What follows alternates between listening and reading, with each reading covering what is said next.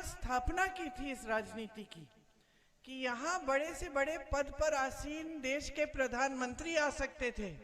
बहनों, आपके गांव जब आते थे आपसे अच्छी खासी डांट खाते थे।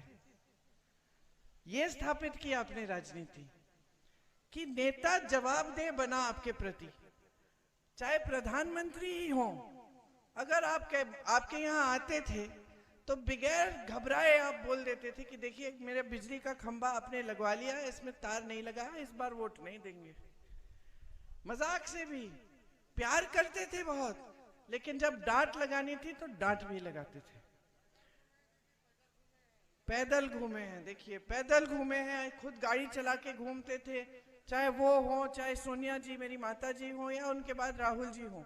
हम सब ने भी अपनी राजनीतिक सभ्यता आप ही से सीखी, क्योंकि आपने पिताजी को दिशा दिखाई। हमेशा जब कुछ अच्छा नहीं लगा तो डांट दिया, कुछ अच्छा लगा तो प्यार भी कर दिया, प्यार से मिले जुले। तो ये एक सभ्यता, एक जो श्रद्धा रही आपके बीच और उनके बीच, एक तरफा नहीं था। ये नहीं था कि आप श्रद्धा कर रहे हैं लेकिन आपकी श्रद्धा नहीं हो रही है। तो ये जो यहाँ की जो सभ्यता है राजनीतिक, और यहाँ की जो पुरानी परंपरा है जो आप ही ने स्थापित की यहाँ और रायबरेली में, दोनों जगह, ये इस देश की पुरानी राजनीतिक परंपरा होती थी। महात्मा गांधी जी भी पैदल आपके बीच आए, चले, और जब आंदोलन किया उन्होंने तो हमारे धर्म के आधार पर, हिंदू धर्म ने जो सिखाया था कि सत्य के पथ पर चलो, सत्यमेव जयते, उनका नारा था। और आप ही ने देखा, जो बुजुर्ग हैं यहाँ, जो आपके पूर्वज हैं, वो सब जानते हैं कि किस तरह से इतने बड़े साम्राज्य को उन्होंने झुकाया सिर्फ सत्य और अहिंसा के बल पर। हाँ?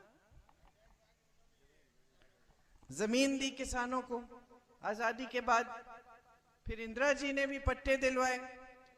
तो ये सब काम थे जो मिलजुल कर हुए जब जनता और नेता एक साथ काम करते थे। मतलब नेता का इतना घमंड अहंकार नहीं होता था कि जनता के प्रति कोई जवाबदेही नहीं है। तो ये आपने यहाँ स्थापित किया, यहीं से शुरुआत हुई। और बड़े बड़े आंदोलन जो देश में हुए 100 साल पहले तक के, किसानों ने जो आंदोलन किए वो भी यहीं से शुरू हुए। किसान यहीं शहीद हुए इस देश की आजादी के लिए। तो आप सबसे पहले तो समझ लीजिए कि आपका जो क्षेत्र है देश के लिए, देश के लोकतंत्र के लिए कितना महत्वपूर्ण है।